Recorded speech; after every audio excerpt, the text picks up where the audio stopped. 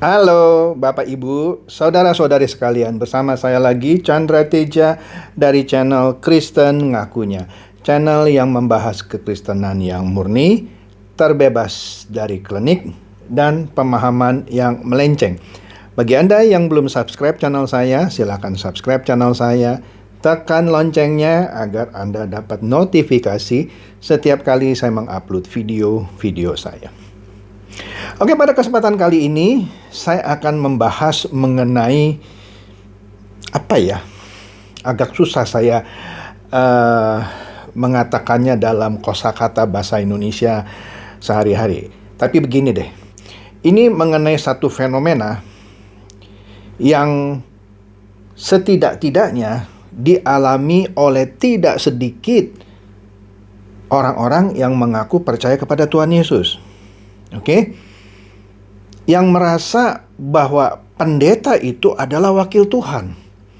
Seyogianya seperti itu sih, pendeta adalah wakil Tuhan dalam arti kata memberitakan firman, mengajarkan kebenaran, dan seterusnya. Tetapi apakah semua pendeta itu adalah wakil Tuhan? Saya harus katakan tidak. Beberapa pendeta yang baik, saya yakin dia memang wakil Tuhan dalam arti kata memberitakan firman yang benar. Tapi tidak sedikit juga pendeta yang memberitakan sesuatu yang dibilang firman, tetapi yang sudah diolah oleh pengertiannya sendiri. Oke? Nah, di sini kita mulai belajar bagaimana kita harus cerdas secara rohani supaya kita bisa mencerna apakah yang diajarkan oleh atau yang diberitakan oleh seorang pendeta itu benar-benar sebuah kebenaran atau sesuatu yang sudah diolahnya sendiri. Misalnya kita bicara soal mujizat. Saya orang yang percaya sama mujizat. Jadi kalau ada di antara Anda bilang, wah Pak Chandra itu nggak percaya mujizat, salah. Saya percaya sama mujizat. Ya, saya percaya tentang mujizat penyembuhan. Saya kasih contoh pengalaman saya sendiri. Suatu ketika, waktu saya masih kuliah lah gitu ya, saya divonis terkena penyakit demam berdarah. Hasil tes laboratorium terbaik bilang trombosit saya sudah turun. Di pemeriksaan di dokter, tanda-tanda fisik misalnya terdapat bintik-bintik merah yang demikian banyak, yang juga sebagai penegas bahwa saya terkena penyakit demam berdarah, jelas. Jadi terakhir saya periksa di dokter itu, dokter terbaik juga di Jakarta. Dia bilang sekarang juga kamu dan ibumu ini, ya waktu itu saya diantar oleh ibu saya, jangan pulang, langsung ke rumah sakit. Loh, kaget saya. Kalau kamu mau selamat, sekarang juga langsung kamu ke rumah sakit. Waduh, sedih juga gitu ya. Tapi karena waktu itu sambil kuliah kan saya sudah bekerja ya. Saya tenang aja bilang sama ibu saya, tenang mah, saya bilang. Itu diganti sama kantor kok. Tenang aja, yaudah ya kita ke rumah sakit lah.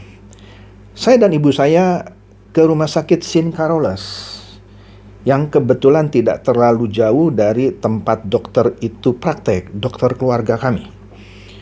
Setibanya di St. Carolus, ya, seperti biasa saya dites ulang sebelum masuk ke rumah sakit itu. Setelah diambil darah lagi, dites, saya tanya, ngapain lagi harus tes darah lagi? Orang ini hasil lab terbaik bilang saya trombositnya kurang. Dokter saya adalah dokter yang terbaik bilang saya positif terkena penyakit demam berdarah. Ini lihat bintik-bintik merah saya banyak.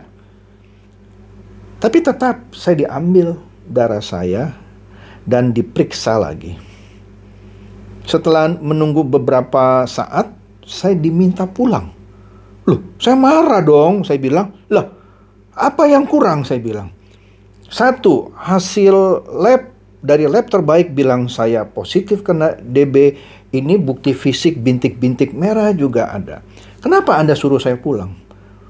Malah saya diketawain sama suster-susternya.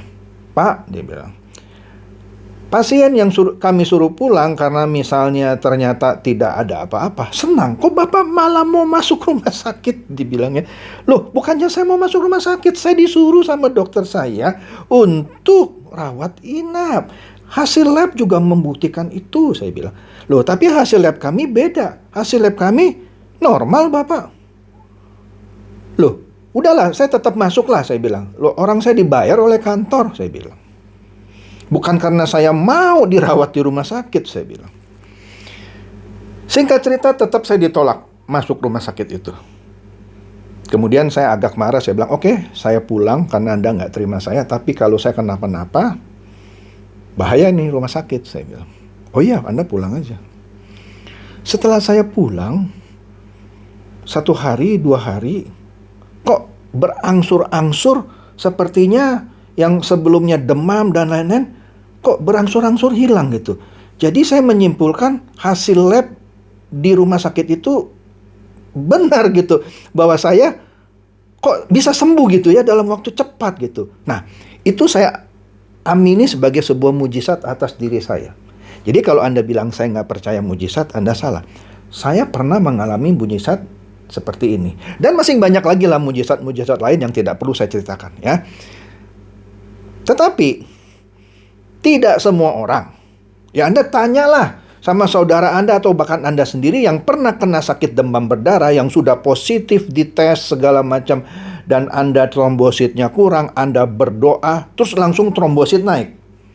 Mungkin ada yang seperti saya, tetapi dari 1000 mungkin hanya beberapa. Oke? Tuhan Yesus pernah menyembuhkan orang buta, sehingga dia bisa melihat. Ya. Tetapi berapa banyak pendeta yang sakit mata? Dari mana sakit mata? Pakai kacamata kan namanya sakit mata. Entah dia minus atau plus kan? Berarti matanya terganggu kesehatannya kan? Kemudian dia berdoa untuk orang agar matanya buta melihat. Padahal dia sendiri pakai kacamata. Bagi saya itu aneh. Saya bukan bilang pendeta yang berkacamata itu tidak boleh berdoa untuk orang yang sakit mata. Tidak boleh berdoa untuk orang yang buta. Bukan itu maksud saya. Maksud saya begini loh. Mujizat masih ada, tetapi semua itu terpulang atas kedaulatan Tuhan. Anda mungkin sudah mulai nangkap maksud saya ya. Kalau semua orang sakit, semua orang berdoa, semua orang langsung sembuh, yang mana kenyataannya tidak seperti itu, kita nggak perlu dokter, ya kan?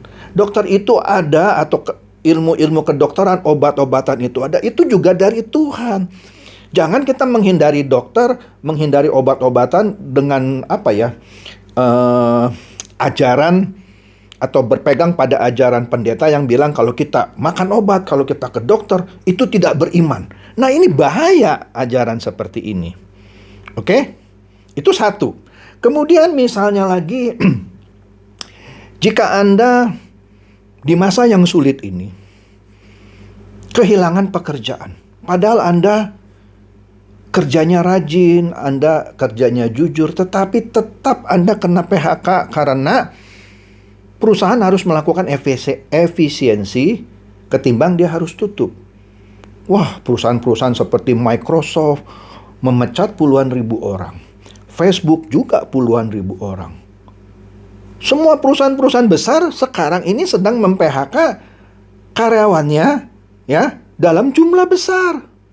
Ya, jadi kalau ada yang bilang dunia boleh resesi tapi orang Kristen tetap resepsi, itu ngaco banget. Tetap saja akan ada orang Kristen yang kena PHK. Sehingga dia akan kesulitan dalam menghadapi hidup sehari-hari. Apalagi misalnya dia masih terikat cicilan mobil, cicilan rumah, KPR, dan seterusnya.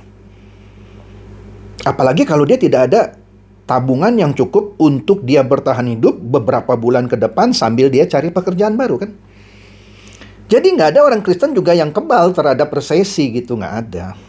Jadi kalau ada pendeta yang bilang orang dunia boleh resesi tapi kita orang Kristen tetap resepsi, saya kasih tahu ya, itu pendeta sesat. Oh iya, saya nggak usah pakai tedeng aling-aling dah. Nah, apalagi kalau ada pendeta yang bilang, tenang, mulai besok kita kumpul, kita berdoa, kita puasa Daniel 21 hari, maka Anda yang mendapatkan kesusahan, akan dilepaskan oleh Tuhan. Anda yang kesulitan ekonomi akan mendapatkan berkat gitu. Sekali lagi ya, saya bukannya tidak percaya mujizat ya, karena tadi sudah saya katakan, saya pernah kok mengalami mujizat. Nah, tetapi Tuhan juga tidak menghilangkan tanggung jawab si manusia. Kalau semua orang yang kesusahan, semuanya berdoa sama Tuhan, tiba-tiba dapat uang dari mana gitu ya, tiba-tiba masuk ke rekening, mungkin nggak? Ya nggak mungkin. Orang itu harus berusaha, kerja apa aja lah, supaya dapat uang gitu. Bukan hanya pintar berdoa minta mujizat. Kalau dia sudah mencoba kiri kanan gitu ya, cari kerja, terus berusaha, kerjakan apa saja, tentu Tuhan memberikan sesuatu lah gitu ya.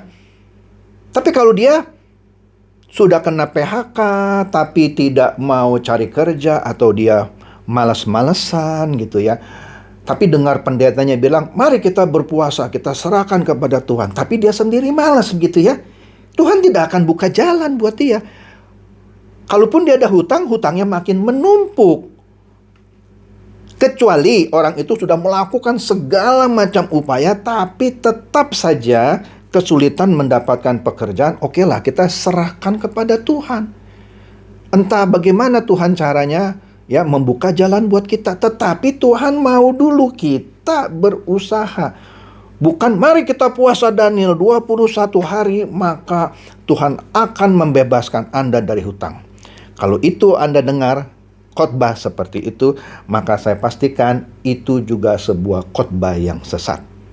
Jangan salah sangka, saya bukannya tidak percaya mujizat. Mujizat masih ada, tetapi sekali lagi itu adalah kedaulatan Tuhan. Mujizat bukan sesuatu barang yang murahan, walaupun bisa kita terima dengan cara yang murah, seperti kasus saya. Saya nggak minta loh, saya nggak berdoa loh untuk mujizat itu. Benar, saya nggak berdoa. Saya bilang, ya sudah, kalau memang saya harus sakit, dirawat rumah sakit, ya nggak apa-apa, orang saya akan dibayar kok oleh kantor gitu ya. Nah, itu mujizat saya dapat tanpa berdoa loh. Dan saya yakini itu mujizat.